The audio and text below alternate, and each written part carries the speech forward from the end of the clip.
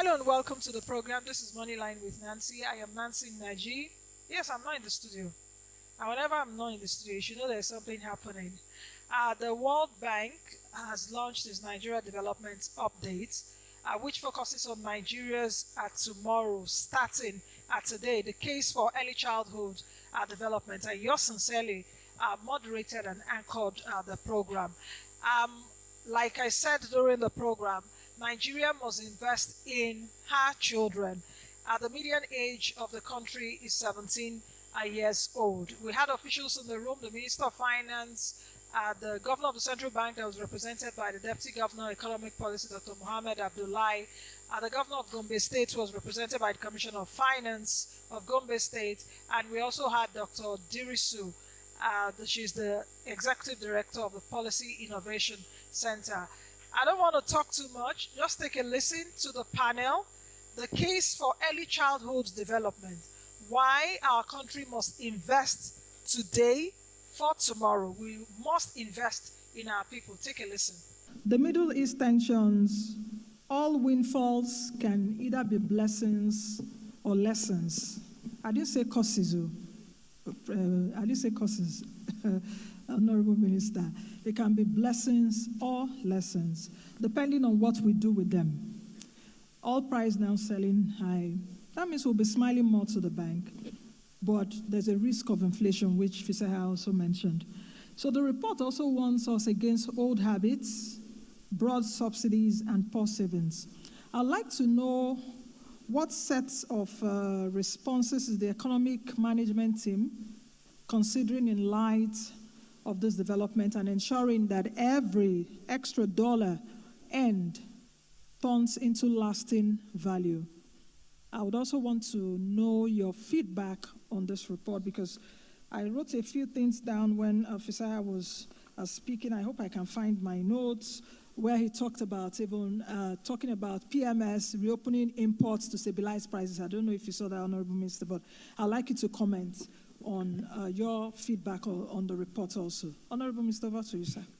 Thank you very much, Nancy, and a very good afternoon to all. The World Bank for their continued partnership, thought leadership, and commitment to development in Nigeria, and as they said clearly there, the ultimate goal of lifting Nigerians out of poverty by the millions. Of course, although we are talking about early child development as a focal point of this NDU, which is critical, given the demographics, you had said the median age of Nigeria is some people that's 17, some people are 19. But what is for sure is that by 2050, 25% of the world's working population will be from Africa. And clearly, a large part of that total workforce will be Nigerians. So it's critical that we nourish, train, develop, and empower our youngsters so that they can play that the role which is their destiny. And we want to empower them for it. But of course, the elephant in the room at this time is the energy crisis, the Israel, US, Iran conflict. And I think the first thing that we will say is that we all want and we all pray that there will be peace in the Middle East and indeed elsewhere in the world, and that the suffering will abate. Having said that, we are, as an oil producer, on both sides of the equation, so to speak. And I think, Nancy, the very first thing that we should emphasize is that in Nigeria of today, where there are no petrol queues, yes, the prices have gone up, but there's still supply, there's still that resilience that keeps the wheels of the Nigerian economy and society turning. Whereas in other places, they've cut back, they're staying at home, they're closing schools, and so on and so forth. So therefore, we must recognize that it is the reforms under the Renewed Hope Agenda and Action Plan of President Bola Ahmed Tinubu, GCFR, our president, that Nigeria is in a much better, much stronger position for the economy and the society than it would have been without these reforms that have been implemented over the last 2.5 years or so.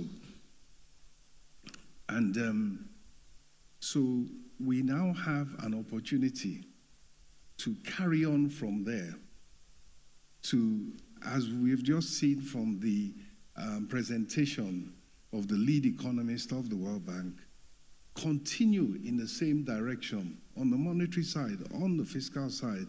And I think the one thing that needs emphasis even more is that under the stable and improved and incentivized macroeconomic environment, the way we are going to substantially lift millions of Nigerians out of poverty is by investment.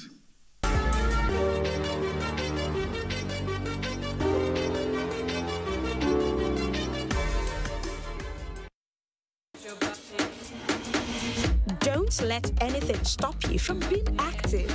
But when a severe headache strikes, I always trust Sudrex Extra.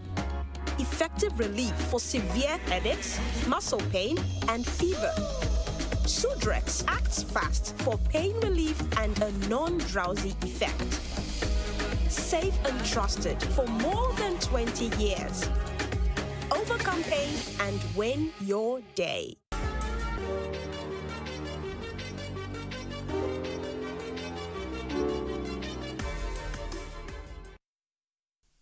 Yes, the government has its own, what the World Bank called enablers, pillar investments, but it is Nigerians, not just the large scale, but the small and the medium scale, whose investments will help us to create jobs and reduce poverty. So I think we have an opportunity, on the one hand, to benefit, and oil production, the managing director and CEO of NUPRC was in my office last week. He said production is up to 1.84 million barrels per day. Mm-hmm. So that too is another step in the right direction.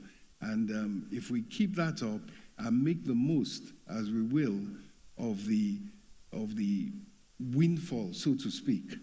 And I won't go into the details, but we're not in a situation where we have sold forward at low prices and are not benefiting from the uplift in prices. But that's a discussion for another day. Suffice to say that, yes, Mr. President is determined to make the most of the additional revenue and also to continue to intervene in an inflationary environment. And we are all anticipating, although we're hoping for the best, but we're planning for the worst in terms of what might happen with inflation, there is still that commitment to have in place a social safety net that helps the poorest and the most vulnerable, in particular, to cope with elevated costs. So that's the plan, to keep on a path to macroeconomic stability, improved investment environment, and looking after the poor and the most vulnerable. Thank you. Okay, Honorable Minister, let me still stick with you, especially on this last point, in terms of ensuring that every extra dollar that we earn is turned into that lasting value. Am I hearing correctly that one of the responses is to be able to reach the vulnerable more? Are you talking about the conditional cash transfer? Is that what I'm hearing? And are there other sets of responses? Perhaps, have you gone, I talked about economic management team, for example. Have you gone like into a war room, for a lack of word to use, because of this Middle East crisis, to say, these are the sets of responses we need to do now? Inflation, of course, have cost, transport prices have risen drastically, over 300%. Are there plans by the government to be able to ameliorate this for citizens? Yes. Well, first of all, the direct benefit transfers, you call it cash, but it's not cash because we pay directly to in a digital way to people's bank accounts or their mobile wallets. And each person is identified uniquely and biometrically through their national identity number. So it's not really cash. But that's a feature of the society now. It's a feature of the social safety net. Yes, at times like this, it may be more targeted and heightened. But I think in any caring society, which Mr. President definitely has always committed to building, helping the most poor and the vulnerable through social intervention is something that I believe is here to stay. In terms of the response, the economic management team, of course, immediately sat down and looked at all the transmission channels. Yes, on the one hand, there is the prospect of increased revenue for the government as a result of higher oil price. But on the other hand, costs have also gone up. Not just production costs, but also costs in terms of gas, which feeds into fertilizer, which feeds into the value chain of food products, and also with the prospect of inflationary pressures. What that points to is that most of the autonomous and independent central banks will use their lever, which is higher interest rates. And that also, of course, feeds into the cost side of things, including debt servicing. So it is on both sides of the equation that we look at, and that we're advising Mr. President accordingly to see what steps should be taken. And of course, it is in a very uncertain environment. Hopefully the war will be over by tonight. But if it is not, we have to be able to respond to the situation on ground. Thank you. All right, thank you, Honorable Minister. I know that is a delicate balance, and let me bring it now to the central bank. The central bank has been able to steer monetary policy within this global turbulence now that we're seeing. Tighter monetary stance, exchange rate stabilization, which have also moderated price growth. But Fiseha also said in the report that there's a tendency, for us to the disinflation we are seeing may actually there's risk to that. Inflation still remains at double digits in Nigeria, which is still high. Risk worsening as a result of the Middle East conflict. Dr. Abdullahi, I would like to find out what are the near-term stance of monetary and exchange rate policy at this time, because immediately this war even started, we saw the movement of the Naira in the red. How will the bank balance inflation containment with the goal of a single-digit inflation? Is this still possible? Thank you very much, Nancy, and good afternoon, everyone. I think from the perspective of the central bank, the report correctly identifies macro stability as the precondition for any sort of growth or development. And very, very importantly, I think that's where the central bank is still very focused on. How do we ensure that this stability that we've achieved over the last couple of months, we've had a very rough period to get here, but now that we have some level of stability, how do we protect it, maintain it, and ensure that it goes on into the future? And if you look at inflation, for example, we've been on a solid disinflation journey for over a year, and the central bank is continuing to do everything that it can within the tools that we have to ensure that we maintain that. The target, of course, is to get to single-digit inflation. Right now, where we are is that as of January, food inflation was a single-digit, which hadn't happened for about 13 years, right? Headline inflation was at 14, inched up to about 15% when the rebase was done. But, what we're really focused on is how do you ensure that this continues to get done. As was mentioned in the presentation, if you look at comparative countries, we are still a bit high. 15% of inflation is still a bit high. We're nowhere near the 34% that we were in 2024, but 15% is still high. So we are strictly working every day to ensure that we're able to get inflation down, because that's the biggest tax to the poor. And that's the biggest challenge that we have in terms of forming this inclusive society. On the second part, which is on FX, there's been a lot of work really over the last 2 years to ensure that the exchange rate reflects the market, a willing buyer, willing seller, in a way that allows us to really cushion some of the shocks that we have. And if you look at Nigeria over the last 2 months, and if you compare us with other emerging economies, if you take Turkey, for example, Turkey has spent over $20 billion in the last month or two since the war began to stabilize its currency. Nigeria has not had to do that because we've done these reforms. The pricing is transparent, it's credible, and we're allowing the market to really determine the cost. And if you look at the movements, you can see even within the last month and a half, you can see some appreciation in the Naira. And so our focus really is on that stability and ensuring that we do everything we can. So in terms of over the next month, for example, we are going to be launching a new foreign exchange manual. What this does is really to put us on an even better footing in terms of exchange rate management, to ensure that we're opening up all the doors for more inflow and ensuring that Nigeria is able to really gain from the swing in the international market. Connecting Minister of the Economy called us for a number of economic management team meetings since the war started. And some of the scenarios that we've looked at include, for example, depending on how long this war goes on. If it's a 3-week war, there's a different scenario.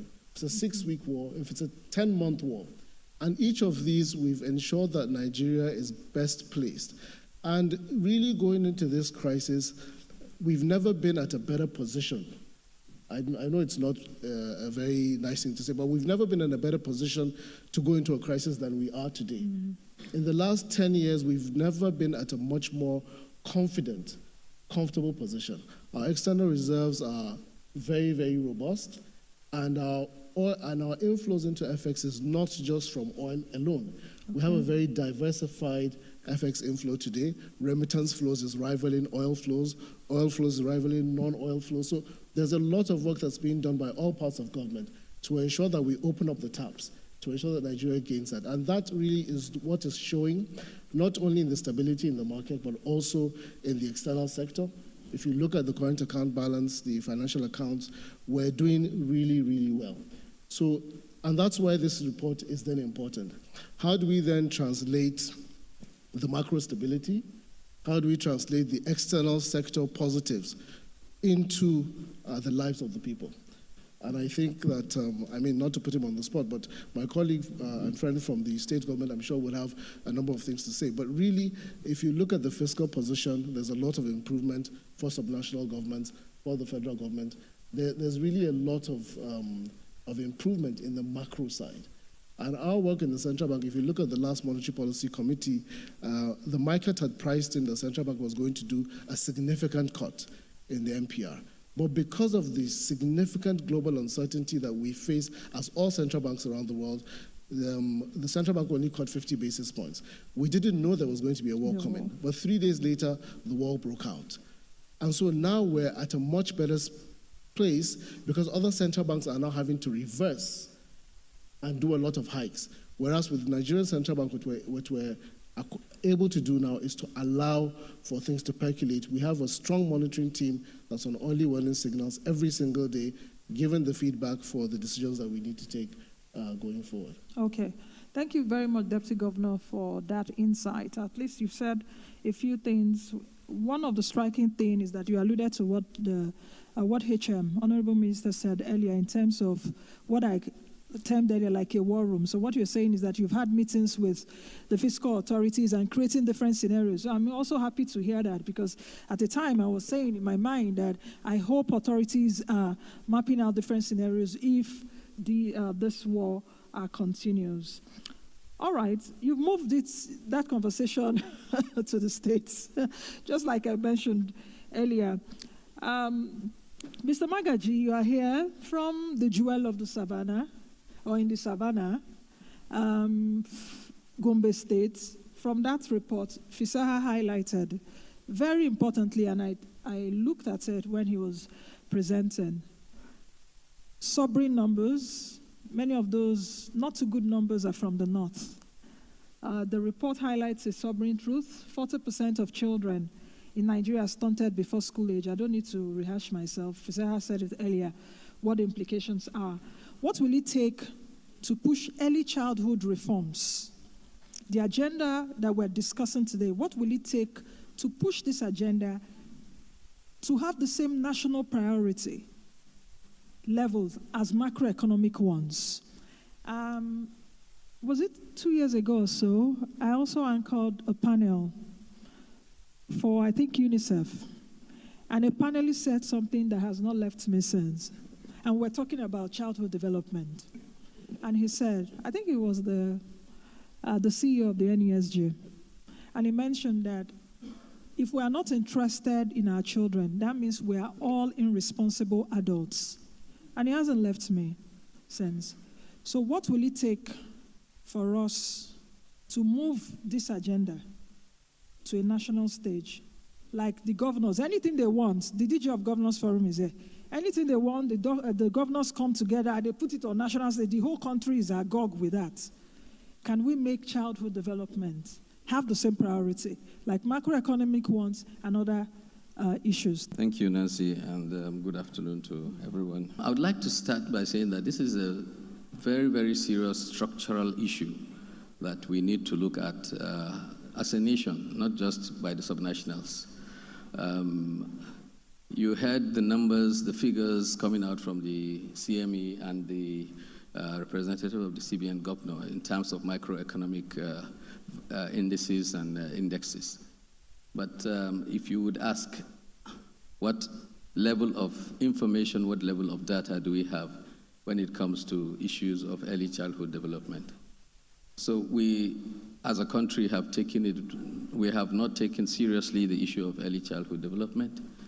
And there is a need for a reboot. We need to reset. We need to bring up the issue of ECD to a higher level, much higher level than we have been doing. We need to look at it as the way we look at the macroeconomic indices. If we put it in that level, probably everybody would be concerned and everybody would take it more seriously. And of course, what is needed would be done. Specifically, we need to begin to look at early childhood development as a core, core value in our economy. It also contributes to economic growth of the country. We are taking it as the difference between what we are doing right now in terms of putting more investment in other infrastructure while not investing in early childhood development is a trade-off. And that trade-off is what? Physical structures you see, which are visibility, early visibilities and early, advantages for specifically the state and the federal governments. Whatever you do in terms of building roads, building bridges, and other structures, they are visible within a few years. But investing in early childhood development takes time. So the gestation period does not allow for governments, whether subnational or national, to actually put in the required investment in that sector. And that is the reset we need to do. We need to reprioritize early childhood development. A child who is not stunted in the beginning is able to learn early, is able to get a good job and contribute more, is able to earn more money, and also able to contribute more to GDP. But when you have a stunted child who has not been able to grow effectively, he does not provide that. So there is less earning for the child, less GDP for the country. So there is a need for us to sit down together, states and local governments and the federation, to find a way of bringing all the different plans or all the different strategies that exist at present, we have strategies within the educational sector lying in the Federal Ministry of Education. You have those in the Ministry of Health. You have those within the Ministry for Women and Affairs and Social Development. You also have those within the Federal Ministry of Justice. You need to bring all of this together, probably have a national plan. You call it probably a national childhood and early childhood development plan for, say, 25 years. And we all key into that. And of course, we must be able to invest in it. Because if you do not invest adequately into it, we will not be able to meet the target that we expect to meet. Honorable Commissioner, I hear you very well. And when you were talking earlier on, should I assume, because it's not even an assumption, it's easier or it's faster to see return on investment on roads and infrastructure. And we're talking about the governors handling this. People will be able to see it quickly. But if you invest in education, it takes time. Human development, it takes time. 10 years, 15 years, whether the tenure of that governor or whoever is in charge is gone. Is that like a disincentive in investing there? Well, I must say... So you invest in something people can see quickly and it gives you like a second term. Yeah, so that's the reason why you see the push for investment in roads and other infrastructure. But we must have a plan which we all have to key into and agree. Okay. If we all agree as a nation that this is what we want to achieve, this has been done in countries like Rwanda and the rest. Singapore, they have the plan, they have agreed that, look, this is the problem with early childhood development, the stunting of the child, the ability of the child to learn, ability of the child to contribute to the economy. And of course, the trade-off, as I said, is this against productivity in long term. So if we agree that productivity in the long term is what we are all out for, then we should be able to key into that plan and allow for it to grow. Okay.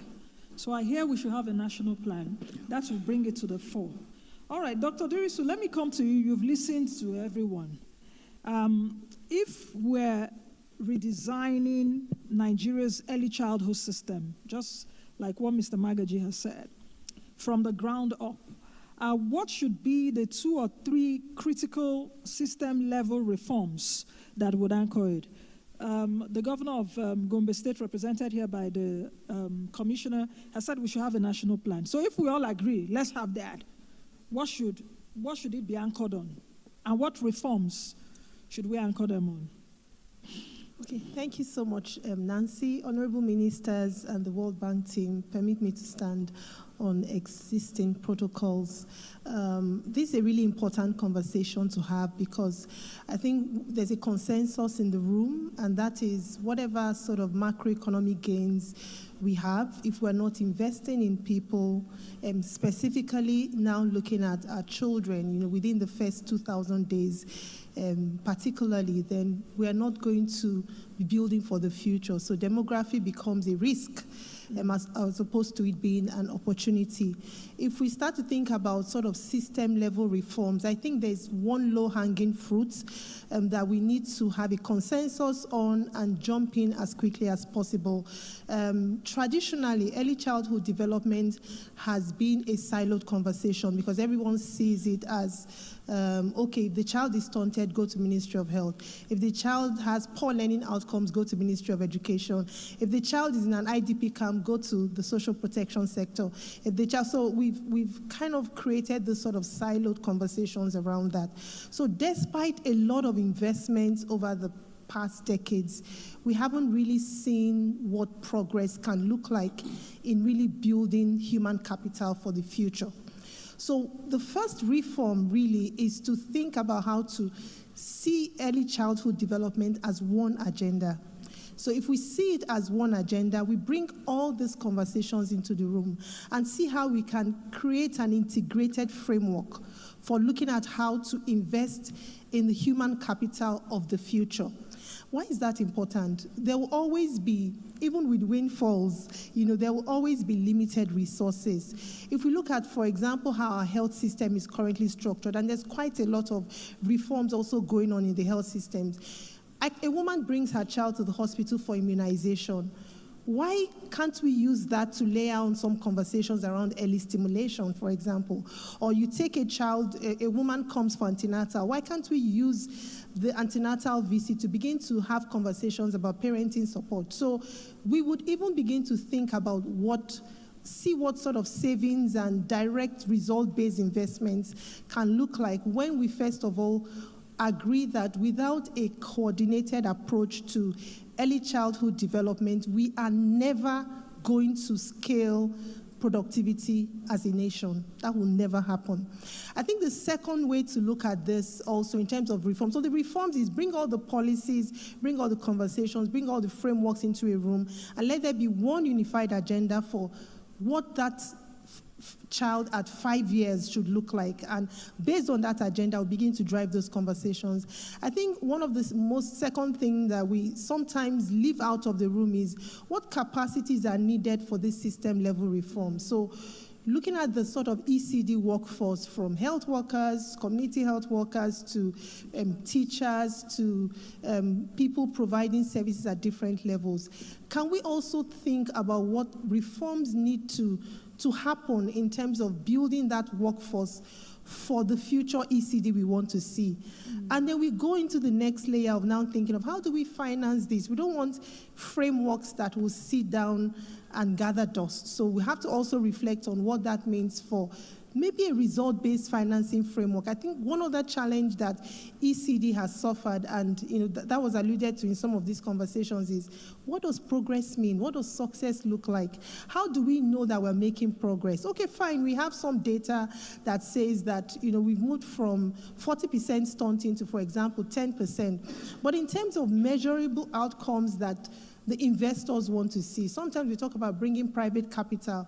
What sort of framework enables that capital to come? So we have to agree as part of these reform conversations on clear indicators that would help us see as a nation that we're making progress with ECD in terms of cognitive skills, what sort of learning capabilities, reduction in under 5 mortalities, very clear deliverable mechanisms that we tie to investments that we're making for ECD, so that when we go 2-3 years back or 10, 25 years forward, we can see that this was a roadmap, a 25-year roadmap for early childhood development. And 25 years after, this has not just delivered in terms of future productivity, but we can see clear connections to inclusive development and socio-economic development of Nigeria as a whole.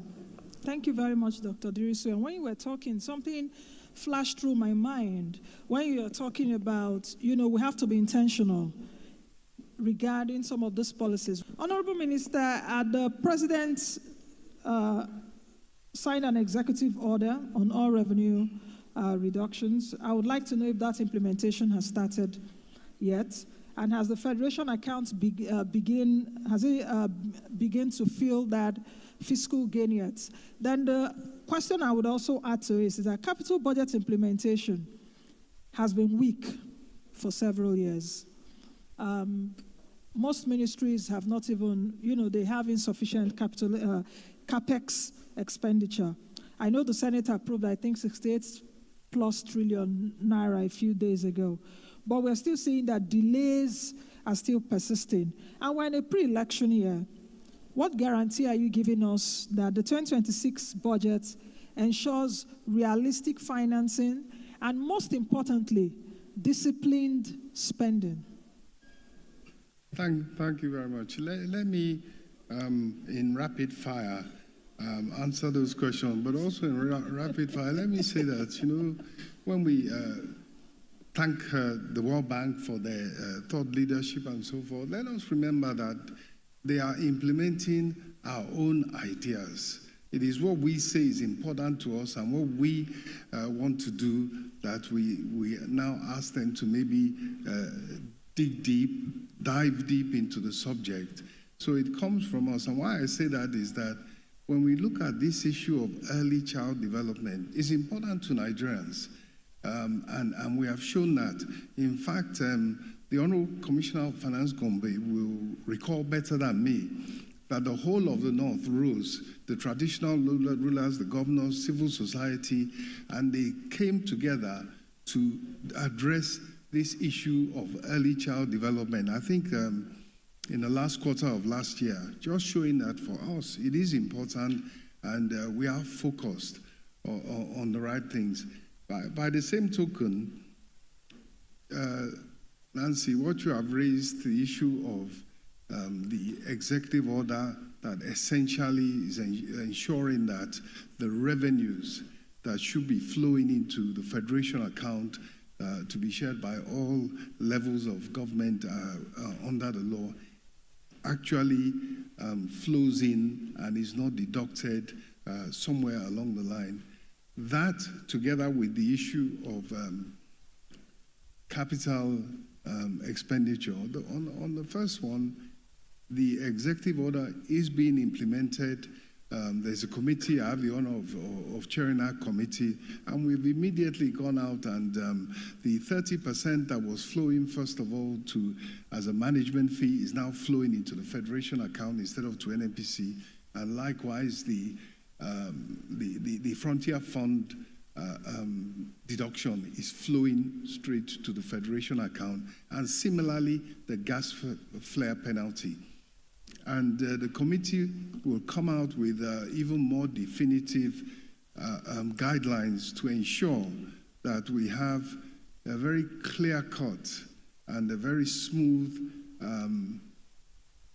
remittance of the funds that are due to the federation account without any extraneous deductions along the way. And of course, at a time when the revenues are even higher, it's even more important that we do have that efficiency. That all-important policy is being implemented. But let me just say in rapid fire as well, the internal revenue of government is being focused on with technology, automation, and digitization. And similarly, we're looking at optimizing the assets, including divestment, including privatization, including PPP. And at the same time, we must also remember that we do have another important initiative to limit expenditure, to achieve efficiency in terms of the spending of government, including personnel. So we are going to be rolling out some measures in that direction. Finally, to crowd in the funding that is needed to grow this economy, there are mass saving schemes which allow people at all levels of the society to be able to save and enjoy some unearned income, even from the likes of the refinery companies and the big companies that are on the stock exchange. So that's a whole of society approach. But I did start by saying that in the North in particular, and we saw that the effect of early child development or lack of it is regional. It is not, it's patchy, it's not the same everywhere. Mm-hmm. And I think it's very right that the North rules as a whole society to deal with that particular issue. In terms of capital expenditure, all I will say for now is that I think we came from a situation where capital expenditure was being funded by Ways and Means. So when you stop funding it by Ways and Means, you have to fund it with the discipline of the market, and you have to cut your code according to your cloth more. I think I'll leave it at that for now, Nancy. Thank you. Okay, Honorable Minister, just before I leave you, how about other agencies that, deduct at source? I don't want to call the agencies, yes. Is there anything you are considering from your ministry? Yes, I'll answer that in two ways. Rapid fire, as you like. First of all is that, yes, there are some agencies who have what they call cost of collection. That is being looked at. There's a Federal Executive Council committee that is looking at that. And of course, there's no aim or intention to deny an efficient agency of what it needs to run properly, what it needs to run efficiently and deliver the service. But it's the excess, the surplus that belongs to government, and so we're shining a light on that. Okay. So that's what I would say. Okay, well, I'm saying that. So because there are international best practices in terms of cost of collection. So I'm happy that you're looking at that already. All right, Dr. Abdullahi, let me just cut to the chase. How is the Central Bank of Nigeria bringing MSMEs closer to affordable finance, ensuring that credit begins to flow more effectively to the real economy? Because if small businesses can't breathe, the economy cannot grow. Why I'm saying this is because commercial banks are increasing holdings of CBN and government securities while cutting back on private sector lending. Why this is important is because businesses are owned by individuals, families, and if they can't make money, you can't feed your family. So it's very important. Over to you, Doctor. Nancy, I think lending to the real sector has always been one of the structural challenges that Nigeria's economy faces in terms of how to get that credit to the businesses that require it, whether they be small, medium, or large. One of the major objectives of the recapitalization exercise that was just concluded was precisely to ensure that Nigerian banks are strong enough and have the capital to be able to embark on a lot more risk.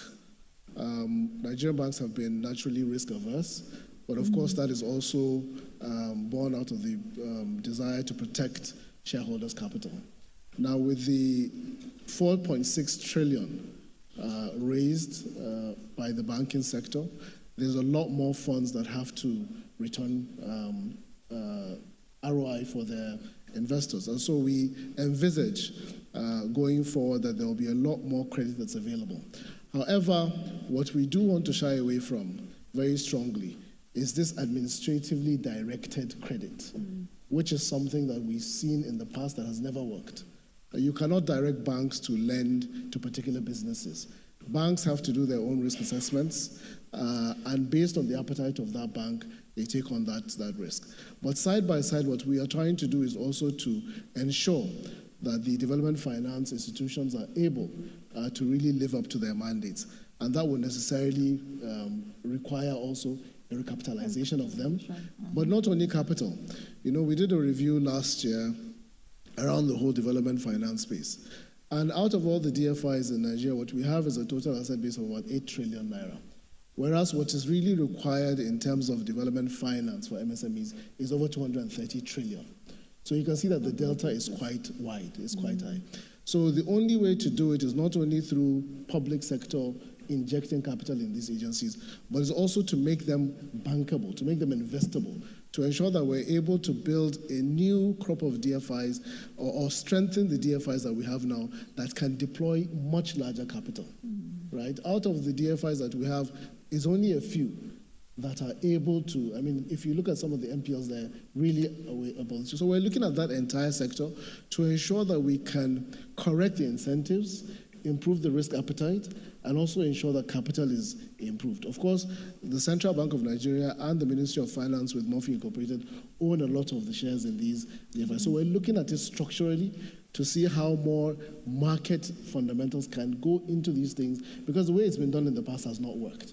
So with the mix of the commercial banks with larger capital, with DFIs undergoing some level of structural reforms in terms of incentives and the likes, we see a lot more credit being able to flow. However, we're still encouraged by the fact that if you looked at the report from the lead economist, you'll still see that despite the high cost of credit, for example, you still see PMI, Purchasing Managers Index, still month on month, above 50 basis points, which shows that the decisions that purchasing managers are making are still very expansionary.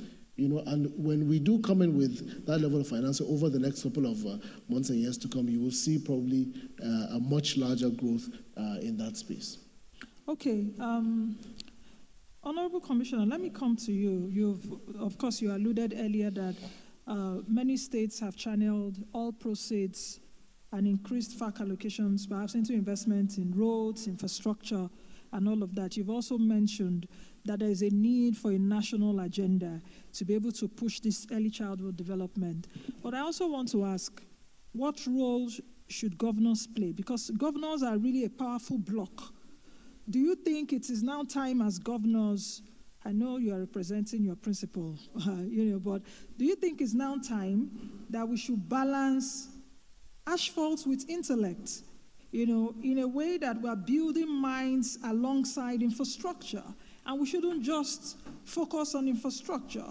What can governors do to achieve that balance? And not just push it now to federal government. Thank you, Nancy. Yes. Like I said earlier, there must be a trade-off between the early visibility. It's an expensive trade-off. Yes, and the trade-off must happen. And just like the CME said, there has been that conversation, especially where you have the ECD issues more prevalent in the northern part of the country. During the Northern State Governors Forum meeting in Kaduna 4 months ago, there was this discussion about early childhood development as well as out-of-school children, how to mop them up back to school. It was a front-burner discussion between the state governors, the traditional rulers, clerics, and other, senior citizens of the North. And of course, far-reaching decisions were made in terms of how to be able to cope with the problem.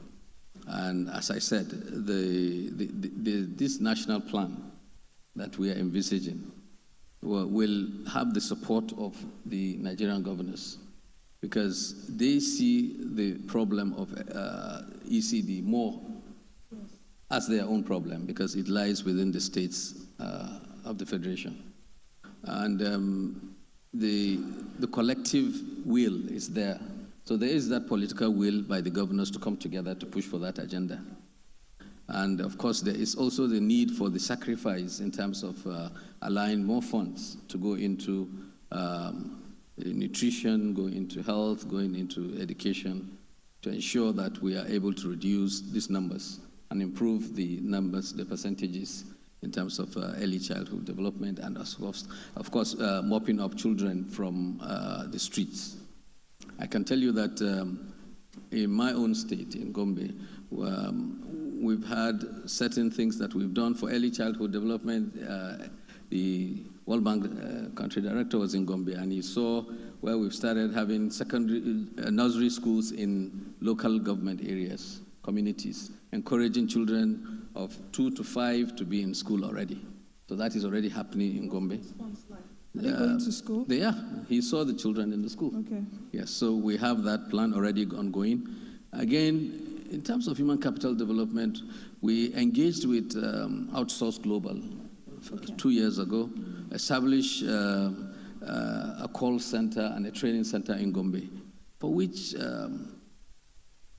indigenes of Gombe and, of course, indigenes of Nigeria have the ability or the opportunity to come to be trained, and then they get jobs all over the world from the call center. And that is already happening. We've graduated 2 sets of 500. We're on the 3rd set now. So what we need to do is to upscale all this. And the capacity and the ability is there. The commitment must come from the state governors, where, of course, we are seeing the commitment from them already. They are coming together, peer reviews are happening, they are agreeing on certain terms, agreeing on what they need to do to improve the situation. It is a national crisis where, for example, a few weeks ago I heard that Dangote was trying to employ technicians, and he couldn't find the right technicians in the country. And what we're talking about? We're talking about welders and all of that. So the focus must be on early childhood development, must be on technical and skills development. And that is the focus we need to begin to put. And I wonder why I see the federal government converting federal colleges of technical colleges to universities. We have so many graduates with degrees who don't have jobs. Those technical schools should be allowed to continue, because they are the ones that will provide those technical and vocational skills that will help the country to grow. Okay. Thank you. I think that the answer should come from the Minister of Education, perhaps why, what the motive is, but really you hit it. I'm not only sure that it's even Dangote alone. If you're an employer of labor, getting staff is very difficult. I can tell you mine, even getting an executive, a competent executive assistant is a problem. So we are already in a national crisis. Dr. Dirisu, you told us what to do earlier, but I would like to interrogate more of the how. How can we craft integrated solutions? Because it told us, okay, we should do this, we should do that. How can we craft integrated solutions, design programs, and investment that deliver tangible and sustainable results that the governors can see and buy it quickly from cradle to classroom? The commissioner mentioned, which I also said earlier on, the governors are a very big power block. I think there's the National Economic Council, the governors and the vice president make up that National Economic Council. So it's a big power block. So how can we have integrated solutions? The how of what you said is what I want to interrogate now. Thank you. Mm-hmm. Thank you so much. So I think there are two ways to go about this. So one is there's a consensus, like I said before, that this is a crisis situation, and we need to start to ask ourselves who should be at this table. You know, from the conversation that the Honorable Commissioner has just had, the state governments play a very critical role, federal government plays a critical role, but at the end of the day, these children are in homes, in states, in local governments. And so I think the first thing to do is really take a step back and have this reflection on who the stakeholders are that need to be at the table. Now, looking at the stakeholders, how do we begin to incentivize opportunities for us to come together and have more or less like a national dialogue where we set these priorities and come up with an agenda and a roadmap that gives us, and we've done this successfully as a country for a lot of things. I mean, during COVID, there was so much conversations around gender-based violence, and it was a window of opportunity to bring all stakeholders together, women affairs, justice, and come together to have that unified vision to ensure that a lot more was being done to protect vulnerable people from gender-based violence.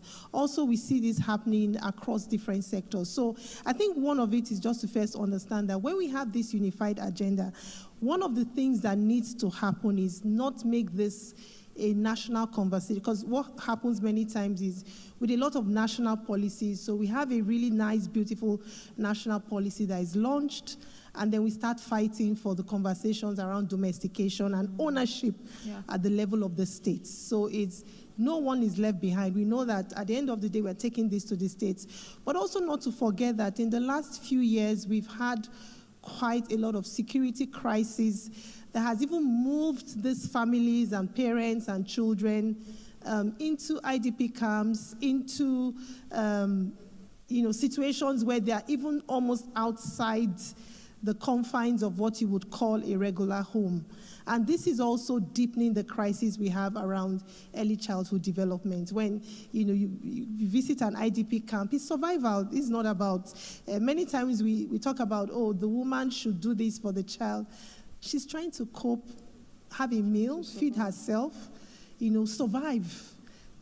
How is she going to stimulate any child to develop adequately when she's also trying to just recover and cope with shock? So it's really about an agenda setting. We have a national agenda. We have a national agenda that at the time we are setting that agenda, there is already an understanding about what the roadmap for state-level implementation would look like. So there has to be ownership at the level of the states. There has to be ownership at the level of the local governments, because many of the conversations we're having will have to reach people at the last mile, people who the closest source of help would be a community health center or a primary school in the village. I think one last thing I would mention is it's also important for us. I know that, and I'm grateful to hear what Gombe State is doing, but many times when we have conversations around ECD, we're inadvertently talking about what happens from 5, 6, 7-year-olds when the child enrolls in primary school. By then, it's actually too late. So taking this conversation and also setting a national agenda for pre-primary education, which is when we have those children within the first 5 years, and we can directly influence what cognitive development looks like to the future. So for me, I think that in developing an agenda and a roadmap for ECD, Unlike other plans that start at national and we start looking for ways of getting states to buy in, is national and state at the same time, because this is a crisis situation. We don't have time to waste in ensuring that we can move from national and scale to the last mile. Thank you very much, Dr. Duriso. From cradle to classroom, so it's not just about age 5 or when you find yourself in nursery or primary school. Thank you very much. And that's it on today's edition of the program. Thank you all for watching. Be the best you can be. I'm going to change that you want to see. I am Nancy Naji. I'll see you all again next time. Bye for now.